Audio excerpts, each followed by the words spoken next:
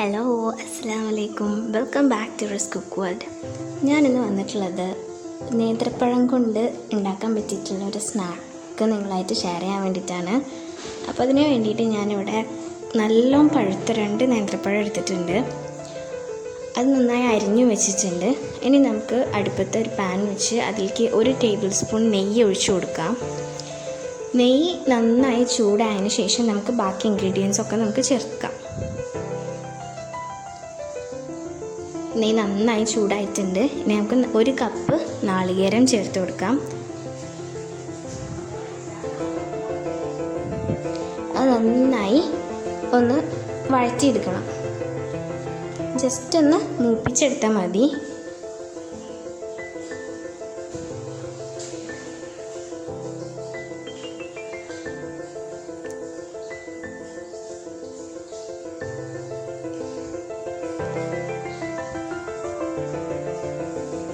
അതോടൊപ്പം നമുക്ക് 1 കപ്പ് പഞ്ചസാരയും കൂടി ചേർത്ത് കൊടുക്കാം. പഞ്ചസാര നന്നായി മെൽറ്റായി വരുന്നത് വരെ ഇനി ഇളക്കി കൊടുക്കണം.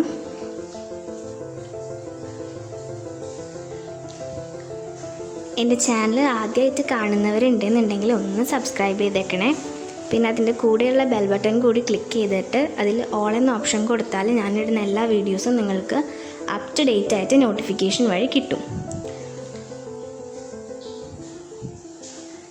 നന്നായി വഴറ്റി കൊടുക്കാം നമുക്ക്.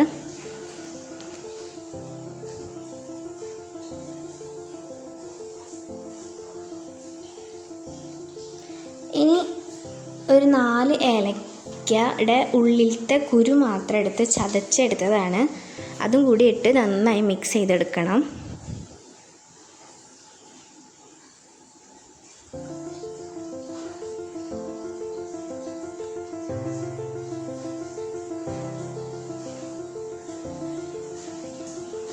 അടിക്കൊന്നും പിടിക്കാതെ നോക്കണം കേട്ടോ. നാളികേരം ആയതുകൊണ്ട് തന്നെ അടിക്ക് വേഗം പിടിക്കും. ഇനി നമുക്ക് അരിഞ്ഞു വെച്ചേക്കുന്ന നേന്ത്രപ്പഴം ചേർത്ത് കൊടുക്കാം. 2 വലിയ നേന്ത്രപ്പഴമാണ് എടുത്തേക്കുന്നത്. തോല് കറുത്ത് പോയിട്ടുള്ള നേന്ത്രപ്പഴം ഉണ്ടല്ലോ, അങ്ങനത്തെ തന്നെയാണ് ഞാൻ എടുത്തിട്ടുള്ളത്. അത് ഇനി നമുക്ക് നാളികേരത്തിലേക്ക് നന്നായി മിക്സ് ചെയ്ത് കൊടുക്കണം.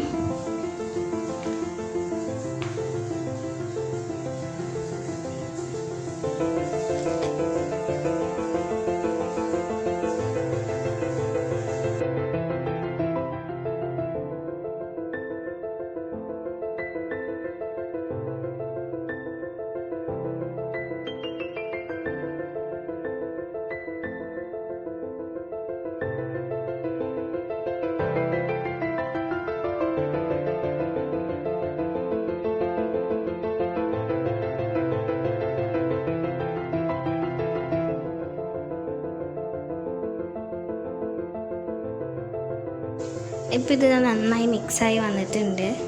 ഇനി നമുക്ക് പഴം വേകാൻ വേണ്ടി മാത്രം ആയിട്ട് കുറച്ച് വെള്ളം ഒഴിച്ചു കൊടുക്കണം. ഞാനിവിടെ ഒരു 2 to 3 ടേബിൾ സ്പൂൺ വരെ വെള്ളം എടുത്തിട്ടുണ്ട്. അതും കൂടി ഒഴിച്ചിട്ട് നന്നായി ഇളക്കി യോജിപ്പിച്ചതിന് ശേഷം ഈ ഒഴിച്ചു കൊടുത്ത വെള്ളം ഒന്ന് വറ്റുന്ന വരെ വെയിറ്റ് ചെയ്യാം. മൂടി വെച്ച് കുക്ക് ചെയ്യണമെങ്കിൽ അങ്ങനെ, അതല്ലാന്നുണ്ടെങ്കിൽ വെള്ളം വറ്റുന്ന വരെ ഒന്ന് വെയിറ്റ് ചെയ്യുക.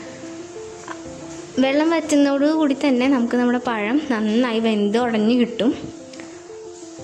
അപ്പോൾ അതുവരെ നമുക്കൊന്ന് വെയിറ്റ് ചെയ്യാം.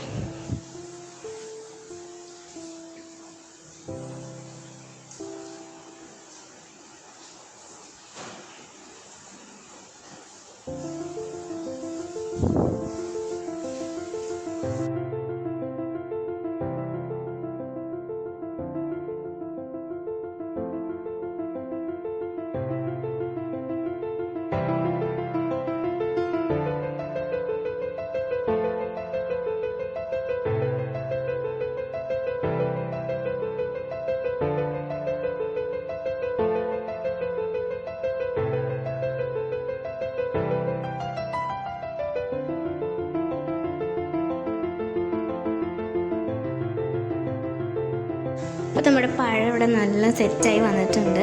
വെള്ളമൊക്കെ വറ്റി അത്യാവശ്യം നന്നായി തന്നെ ഉടഞ്ഞ് കിട്ടിയിട്ടുണ്ട്. ഇനി ബാക്കിയുള്ളത് നമുക്ക് കുഴയ്ക്കുമ്പോൾ മുഴുവനായിട്ട് ഉടഞ്ഞ് കിട്ടും. നല്ല വെന്ത് കിട്ടിയിട്ടുണ്ട്. ഇനി നമ്മുടെ അടുത്ത സ്റ്റെപ്പ് എന്ന് പറഞ്ഞാൽ ഇതിലേക്ക് മൈദ ചേർക്കുക എന്നുള്ളതാണ്. 1 കപ്പ് മൈദ, അതിൽ നിന്ന് 2 ടേബിൾ സ്പൂൺ കുറവ് എടുത്തിട്ടുണ്ട് ഞാൻ. അപ്പോൾ അതിൽ പകുതിയായിട്ട് ഇട്ട് നമുക്ക് നന്നായി മിക്സ് ചെയ്തെടുക്കാം. എല്ലാം കൂടി ഇട്ടാൽ നമുക്ക് പെട്ടെന്ന് തന്നെ എല്ലാം കൂടി അങ്ങോട്ട് മിക്സ് ചെയ്തെടുക്കാൻ പറ്റില്ല. അപ്പോൾ അതുകൊണ്ട് പകുതി ഇട്ട് നന്നായി മിക്സ് ചെയ്തെടുക്കാം. ഞാനിപ്പോൾ ബാക്കിയുള്ളതും കൂടി ഇട്ടിട്ടുണ്ട്. ഇനി അതും കൂടി ഇട്ട് നന്നായി നമുക്ക് മിക്സ് ചെയ്തെടുക്കാം.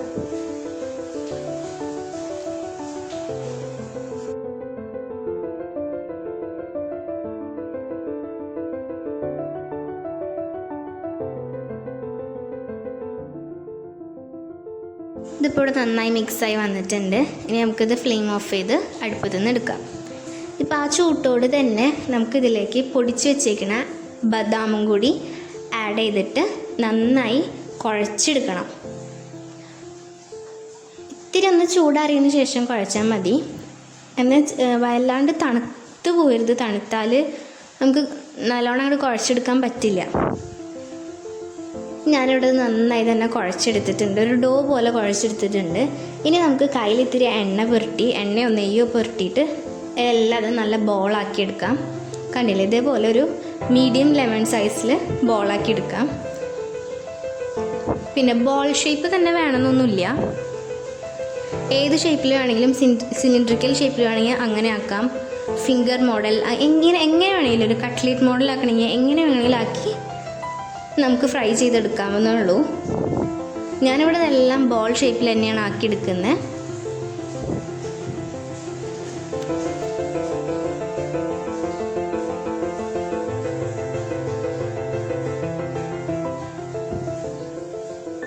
ഇതേപോലെ ബാക്കിയുള്ളതെല്ലാം നമുക്കൊന്ന് ഉരുട്ടിയെടുത്തിട്ട് വരാം കേട്ടോ.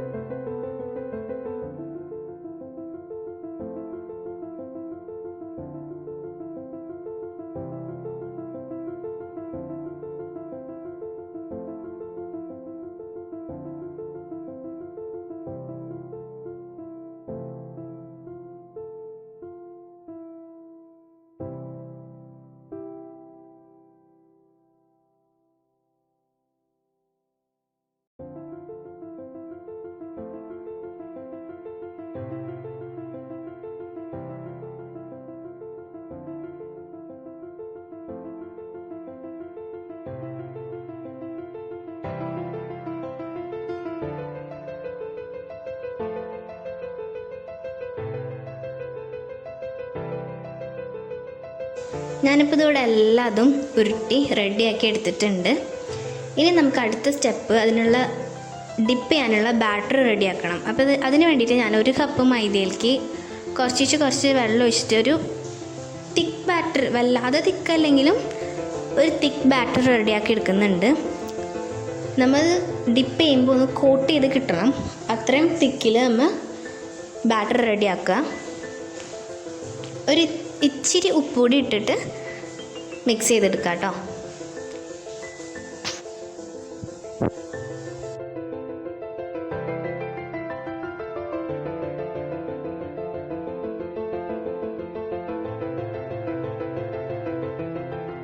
കുറച്ച് ശേഷം കൂടി വെള്ളം ഒഴിച്ച് എല്ലാതും നല്ലോണം മിക്സാക്കി എടുക്കുക. ലംസ് ഒന്നും ഇല്ലാതെ തന്നെ മിക്സാക്കി എടുക്കുക. ഈ ലൂസിൽ ആണ് നമുക്ക് വേണ്ടത്.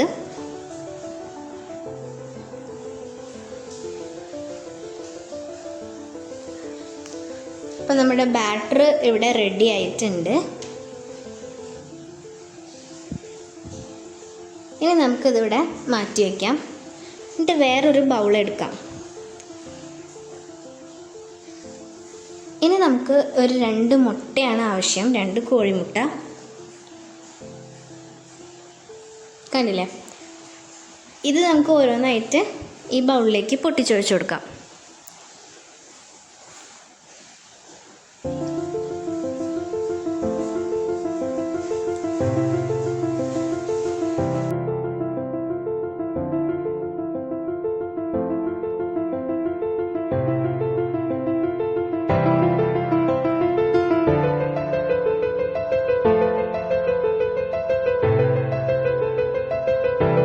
ഇനി ഇത് നന്നായി ബീറ്റ് ചെയ്തെടുക്കണം. ഒരു ഫോർക്കോ സ്പൂണോ വെച്ചിട്ട് നല്ലോണം തന്നെ ബീറ്റ് ചെയ്തെടുക്കുക.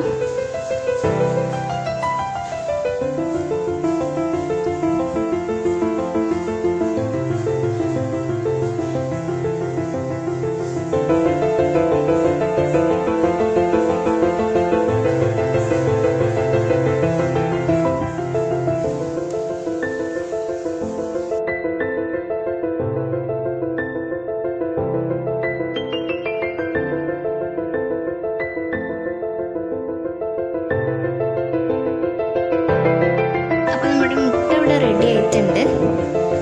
ഞാനും കുറച്ച് ബ്രെഡ് ക്രംസും എടുത്തിട്ടുണ്ട്. അപ്പോൾ നമ്മുടെ ഡിപ്പ് ചെയ്യാനുള്ള ഇൻഗ്രീഡിയൻസ് ഒക്കെ റെഡി ആയിട്ടുണ്ട്. ഇനി നമുക്ക് ഡിപ്പിങ് സ്റ്റാർട്ട് ചെയ്യാം. ഇപ്പോൾ ഇതാ ഒരു ബോൾ എടുത്തിട്ടുണ്ട്. ആദ്യം മൈദയുടെ കോട്ടിങ്ങിലൊന്ന് ഡിപ്പ് ചെയ്യുന്നുണ്ട്. നല്ലോണം തന്നെ കോട്ട് ചെയ്ത് കൊടുക്കുക. അതിന് ശേഷം നമ്മൾ മുട്ടയുടെ മിക്സിലേക്കാണ് ഇട്ട് കൊടുക്കുന്നത്. മുട്ടയിൽ നന്നായി തന്നെ മിക്സ് ചെയ്ത് കോട്ട് ചെയ്തെടുക്കണം.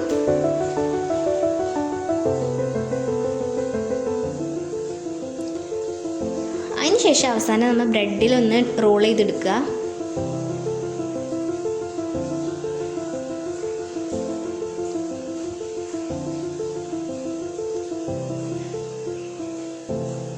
നല്ലോണം തന്നെ കോട്ടിങ് കൊടുക്കണം, എങ്കിലേ ആ ഒരു ക്രിസ്മസ് പുറത്ത് കിട്ടുള്ളൂ. കണ്ടില്ലേ? ഇതാണ് നമ്മുടെ ബനാന ബോൾസ്. ഇതേപോലെ നമുക്ക് എല്ലാതും റെഡിയാക്കി എടുക്കാം. ഇവിടെ ഞാനെല്ലാം കോട്ട് ചെയ്ത് വെച്ചിട്ടുണ്ട്. ഇനി നമുക്കിത് ഫ്രൈ ചെയ്യാൻ നോക്കാം. അപ്പോൾ അതിനുവേണ്ടി ഞാനിവിടെ ഒരു ഫ്രൈ പാൻ വെച്ചിട്ടുണ്ട്. ഫ്രൈ പാൻ നന്നായി ചൂടായി വരുന്ന സമയത്ത് നമുക്കിതിലേക്ക് ഓയിൽ ഒഴിച്ചു കൊടുക്കണം. ഞാനിവിടെ വെളിച്ചെണ്ണയാണ് ഫ്രൈ ചെയ്യാൻ യൂസ് ചെയ്തിട്ടുള്ളത് കേട്ടോ.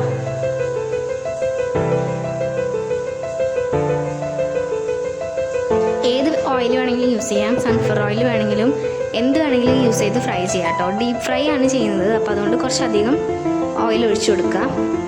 ഓയിലിപ്പോൾ നന്നായി ചൂടായിട്ട് നമുക്ക് ഓരോന്നോരോന്ന് ഇട്ട് കൊടുക്കാം.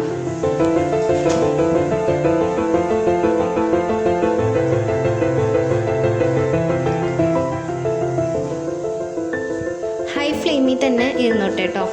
ഹൈ ഫ്ലെയിമിൽ ഇട്ടിട്ട് ഉള്ളിൽ വേകാനൊന്നുമില്ലല്ലോ, മേലത്തെ കളറ് മാത്രം മാറിയാൽ മതി. നന്നായി മുരിഞ്ഞ് കിട്ടിയാൽ മതി. അപ്പോൾ തിരിച്ചു മറിച്ചിട്ട് എല്ലാതും നന്നായി മുരിച്ചെടുക്കുക.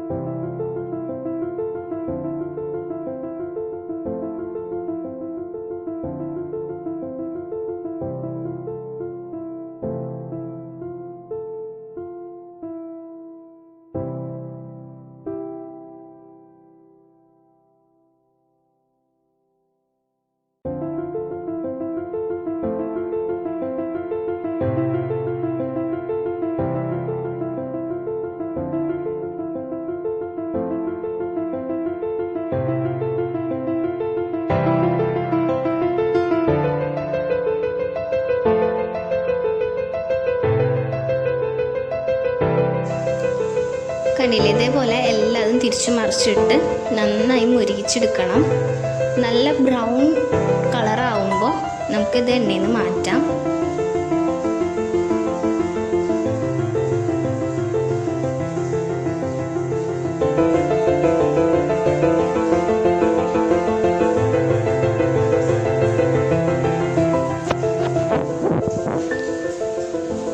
കണ്ടില്ലേ, ഈ കളറാകുമ്പോൾ നമുക്ക് കോരിയെടുക്കാം കേട്ടോ. ഇങ്ങനെ എല്ലാതും ഫ്രൈ ചെയ്തെടുക്കാം നമുക്ക്.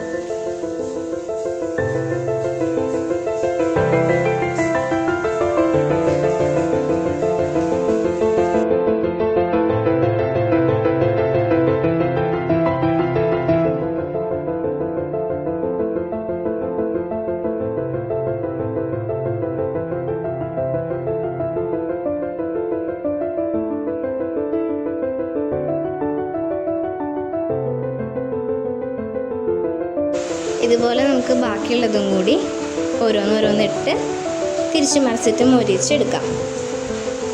ഇതാണ് നമ്മുടെ ഇന്നത്തെ സ്നാക്ക് റെസിപ്പി. എല്ലാവർക്കും ഇഷ്ടമായി എന്ന് പ്രതീക്ഷിക്കുന്നു. ഇഷ്ടമായാൽ ലൈക്ക് ചെയ്യുക. Thank you.